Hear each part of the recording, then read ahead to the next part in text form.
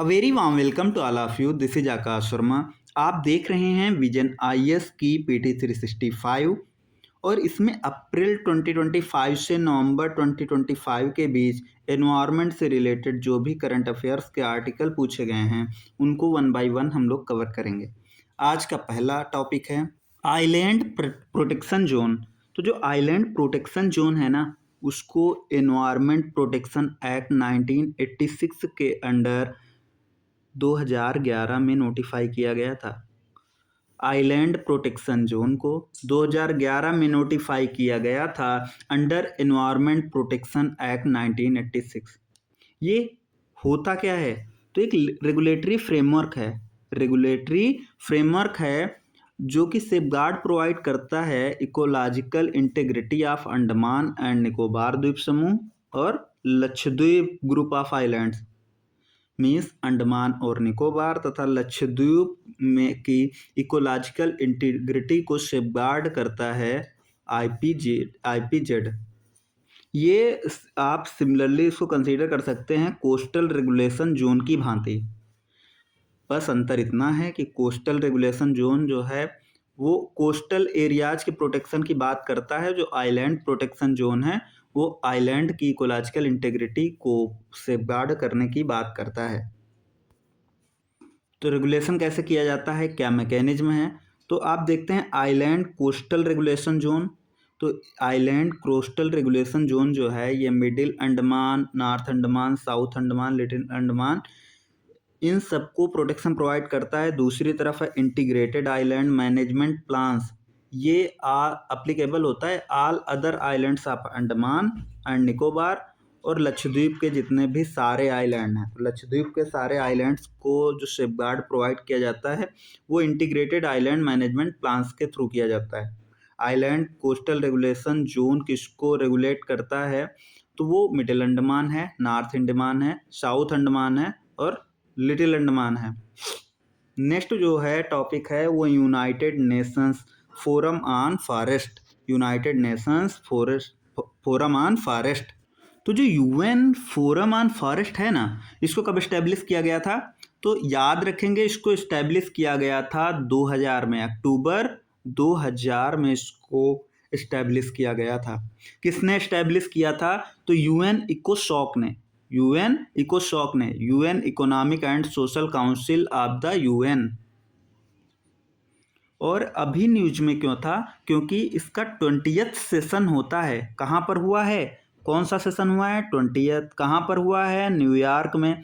और इसमें इंडिया ने जो अपने कमिटमेंट हैं उनको रीअफर्म किया है। तो इससे रिलेटेड यूएन के क्या कमिटमेंट हैं? UN strategic plan for forest 2017 to 30, 2017 से 30 के लिए यूएन ने फॉरेस्ट से रिलेटेड कुछ स्ट्रेटेजिक प्लान बना रखे हैं। तो उन कमिटमेंट को रिअफर्म किया है इंडिया ने, इसलिए न्यूज में आ गया थे। यूएन फोरम ऑन फॉरेस्ट का मेन ऑब्जेक्टिव क्या है? मेन ऑब्जेक्टिव है कि हमें जो सभी तरह के फॉरेस्ट देखने को मिलते हैं उनके हम सस्टेनेबल डेवलपमेंट को प्रमोट करेंगे, कंजर्वेशन मैनेजमेंट को प्रमोट करेंगे और साथ ही साथ लॉन्ग टर्म पॉलिटिकल कमिटमेंट को रीइंफोर्स करेंगे। कौन कौन मेंबर होता है? तो यूएन के सभी मेंबर हो सकते हैं और स्पेशलाइज एजेंसी भी इसका मेंबर हो सकती हैं। नेक्स्ट जो टॉपिक है वो है third United Nations ocean conference.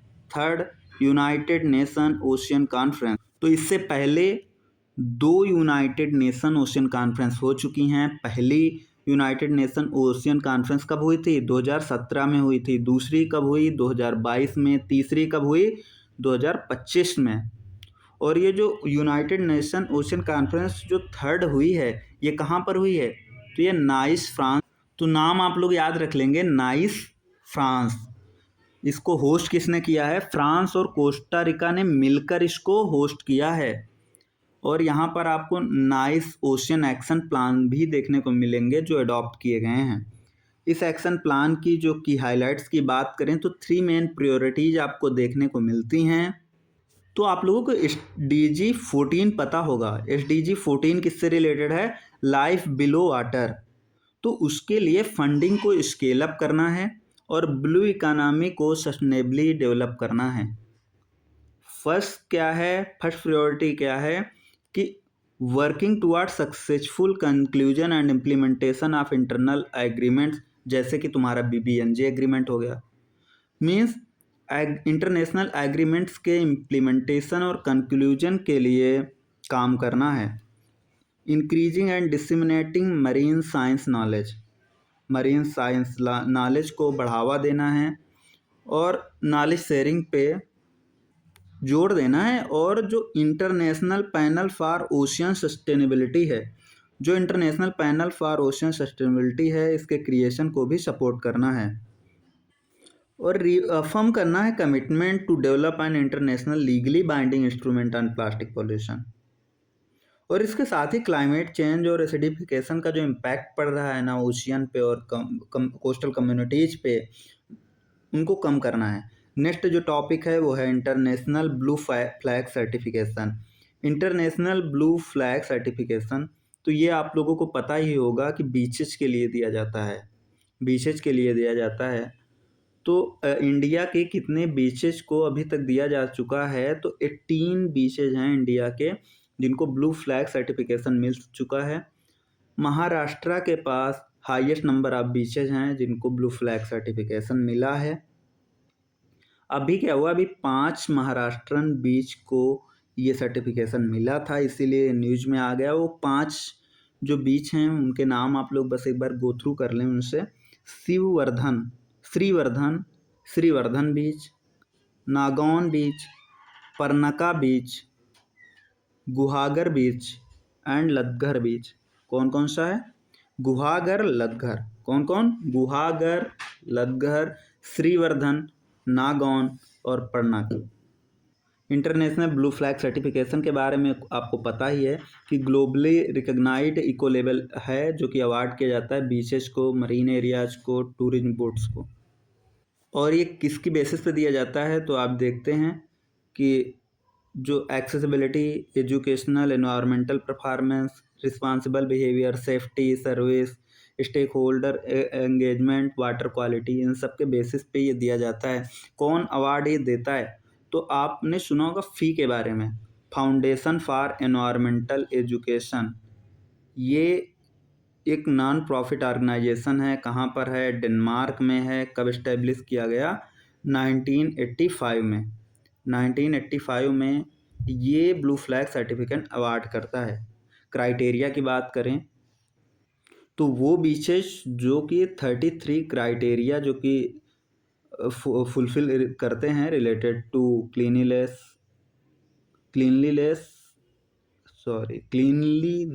Beauty, environmental sustainability वगैरह वगैरह। इधर लिस्ट दी गई है कि वो कौन से बीचेज हैं, जो इंडिया के 18 बीचेज हैं ना जिनको ब्लू फ्लैग सर्टिफिकेशन मिला है, उनकी लिस्ट दी गई है।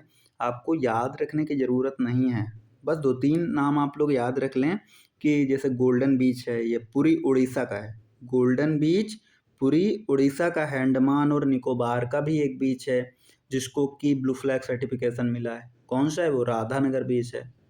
आंध्र प्रदेश जाएंगे तो ऋषिकोंडा देखने को मिल जाएगा। 5 ये नाम तो आपको याद ही रहेंगे ना,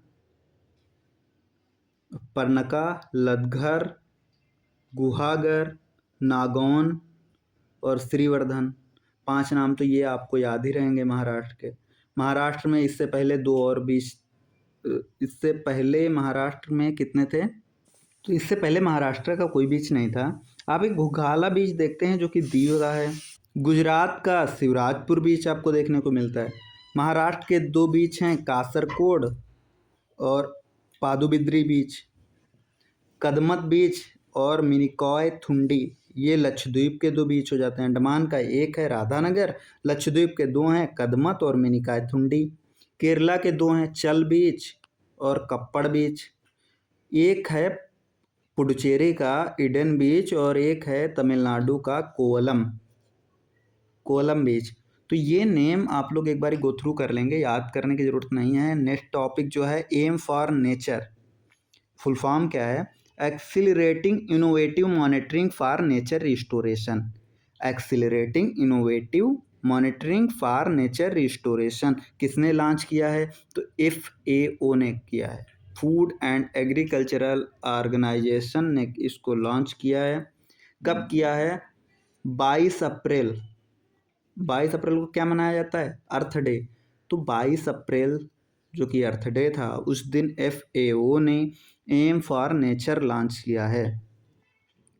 तो इसका एम क्या है? एम यही है ना कि अभी यहाँ नाम से ही आप क्लियर कर सकते हैं, accelerating innovative monitoring for nature restoration.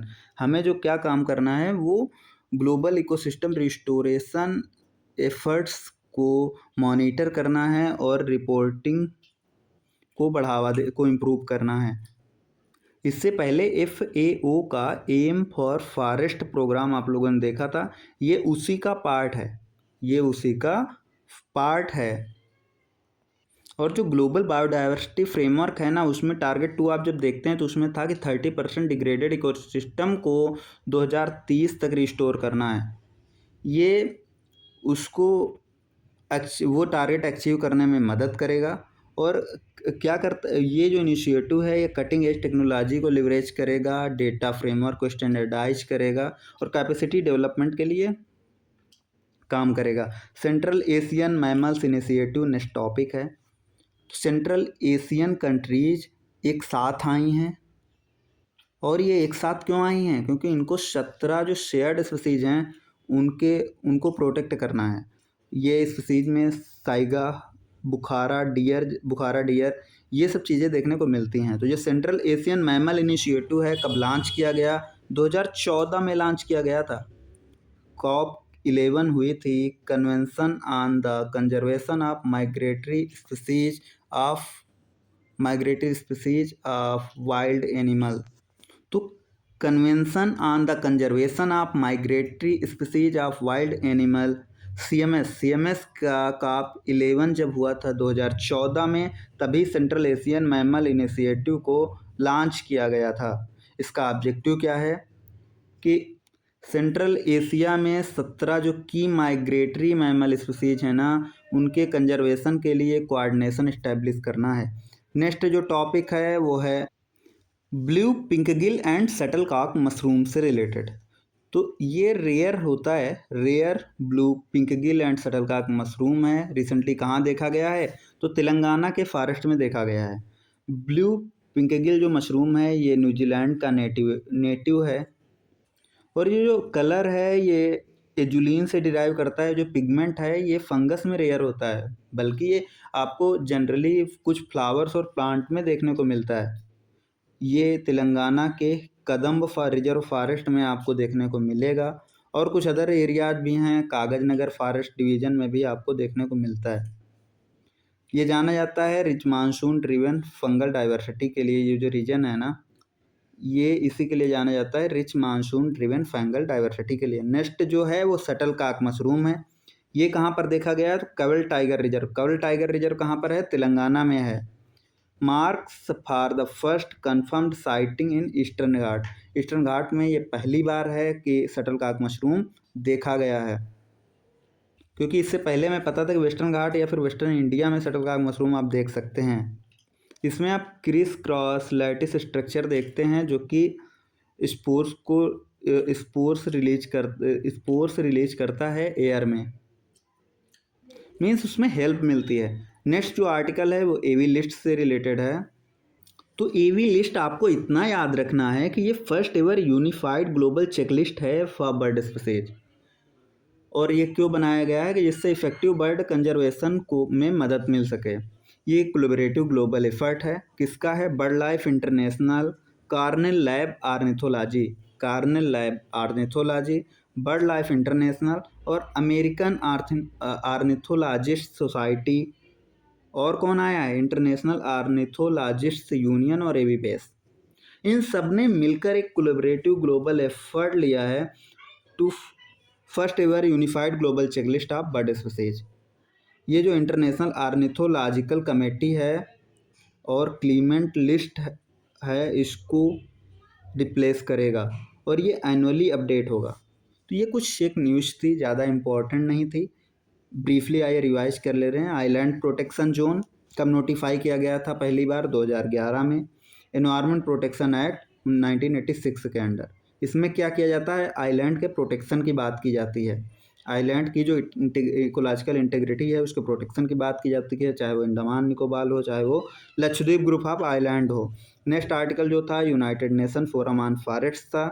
इसमें क्या था कि इसको इस्टेब्लिश किसने किया? यूएनइकोसॉक ने किया। कब किया? 2000 में किया। इसका ऑब्जेक्टिव क्या था कि ऑल टाइप ऑफ फॉरेस्ट को सस्टेनेबली डेवलप करना है, इनके कंजर्वेशन और मैनेजमेंट को प्रमोट करना है। मेंबरशिप तो ऑल यूएन कंट्रीज इसके मेंबर हो सकते हैं। Third, United nation ocean conference की जब बात आई तो फर्स्ट 2017 में देखने को मिलती है, सेकेंड 2022 में देखने को मिलती है। थर्ड जो हुई है ये नाइस फ्रांस में हुई है, फ्रांस कोस्टा रिका ने इसको को होस्ट किया है। नाइस ओशियन एक्शन प्लान देखने को मिलते हैं।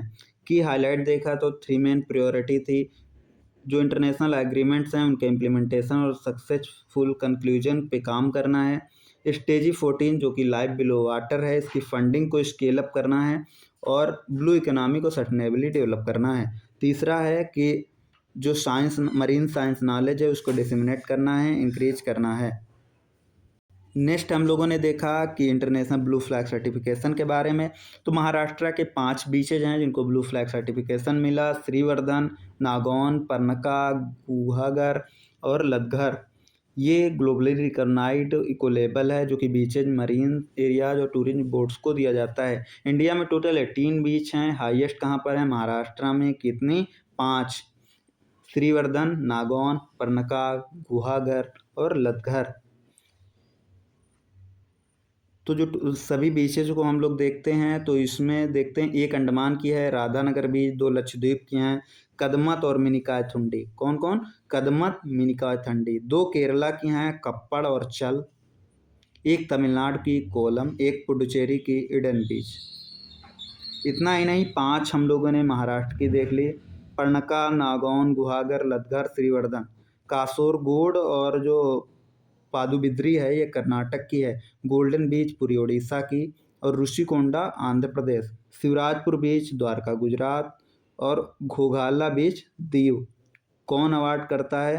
तो ये जो ब्लू फ्लैग सर्टिफिकेशन है ये फी के द्वारा दिया जाता है, फाउंडेशन फॉर एनवायरमेंटल एजुकेशन। ये डेनमार्क का नॉन प्रॉफिट फाउंडेशन है। 1985 में इसको इस्टेब्लिश किया गया था।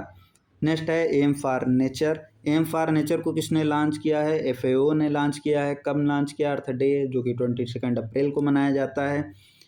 ये जो है पार्ट है एफएओ का एम फॉर फॉरेस्ट प्रोग्राम। तो हम लोगों ने यहाँ पर ये भी देखा था ग्लोबल बायोडाइवर्सिटी फ्रेमवर्क का एक टारगेट है कि 30% इकोसिस्टम डिग्रेडेशन को रिवर्स करना है, रिस्टोर करना है बाई 2030। तो वो अचीव करने में ये हेल्प करेगा। और इसमें क्या करना है? ग्लोबल जो इकोसिस्टम रिस्टोरेशन एफर्ट्स हैं उनको मॉनिटर करना है, उनकी रिपोर्टिंग करना है। नेक्स्ट देखा था सेंट्रल एशियन मैमल इनिशिएटिव। तो सेंट्रल एशियन जो मैमल इनिशिएटिव है इसको कब लॉन्च किया गया था? 2014 में कॉप CMS की COP 11 में। और इसमें क्या करना है? 17 की माइग्रेटरी जो मैमल स्पीसीज है ना सेंट्रल एशिया में, उनके कंजर्वेशन एफर्ट्स के लिए कोऑर्डिनेशन इस्टेब्लिश करना है। इसके बाद ब्लू पिंकगिल और शटल कॉक मशरूम के बारे में देखा। तो ये पहली बार ये तेलंगाना में स्पॉट किए गए हैं। जो ब्लू पिंकगिल मशरूम है ये न्यूजीलैंड का नेटिव है। इसमें एजुलिन से ये कलर अपना ड्राइव करता है। और ये जो पिगमेंट है ये फंगस में नहीं पाया जाता है कॉमनली, ये रेयरली फंगस में देखा गया है क्योंकि ये कॉमन है फ्लावर्स और प्लांट में। कदम रिजर्व फॉरेस्ट में इसको स्पॉट किया गया है और कुछ एरिया जैसे कागज नगर फॉरेस्ट डिवीजन वहाँ पर इसको स्पॉट किया गया। नेक्स्ट जो है शटलकॉक मशरूम, ये कहाँ पाया गया है? कंवल टाइगर रिजर्व में पाया गया है। कहाँ पाया गया है? कंवल टाइगर रिजर्व में पाया गया है। और ये देखा गया पहली बार ईस्टर्न घाट में देखने को मिला। इससे पहले आप वेस्टर्न घाट या वेस्टर्न इंडिया में इसको देखते थे। इसके बाद में एवी लिस्ट आता है। एवी लिस्ट क्या है? तो ये यूनिफाइड ग्लोबल चेकलिस्ट है of bird species to aid effective bird conservation. ये कोलेबरेटिव ग्लोबल एफर्ट है। किसका? बर्ड लाइफ इंटरनेशनल है, कार्नेल लैब ऑर्निथोलॉजी है, अमेरिकन ऑर्निथोलॉजिस्ट सोसाइटी और इंटरनेशनल ऑर्निथोलॉजिस्ट यूनियन और एवीबेस ने मिलकर इसको लॉन्च किया है। ये क्या करेगा, इंटरनेशनल ऑर्निथोलॉजिकल जो कमेटी थी या फिर क्लीमेंट्स लिस्ट थी उसको रिप्लेस कर देगा और ये एनुअली अपडेट होगा। नेक्स्ट हम लोग बाद में करते हैं।